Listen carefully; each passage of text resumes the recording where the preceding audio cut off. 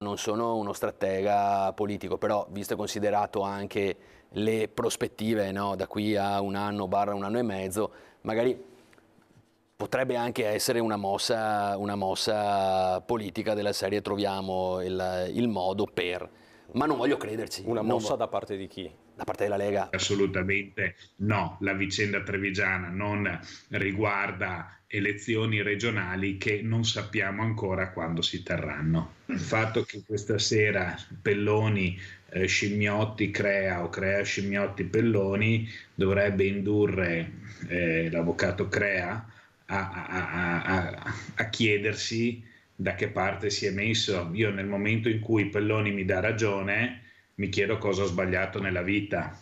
Ecco, e quindi sinceramente, fossi nel caso di Crea, direi ma che fine ho fatto se addirittura quelli del PD mi danno ragione. Nel momento in cui Fabio Crea dice di non aver nessun ruolo di partito e di muoversi da libero cittadino, almeno in parte, pur essendo altrettanto un importante esponente di questo partito, almeno per la nostra città, credo che buona parte della questione si possa anche derubricare. Resta il fatto che sinceramente il mio ufficio, ma tanto più quello del sindaco a 100 volte, è aperto ad ogni suggerimento, anche ad ogni critica. Vedi Riccardo, tu dici Crea che scimmiotta Pelloni o Pelloni che scimmiotta Crea, però di fatto c'eravate anche voi a raccogliere le firme, che fossero due cose diverse, sono due cose diverse, ci sta che i fatti non fossero questi,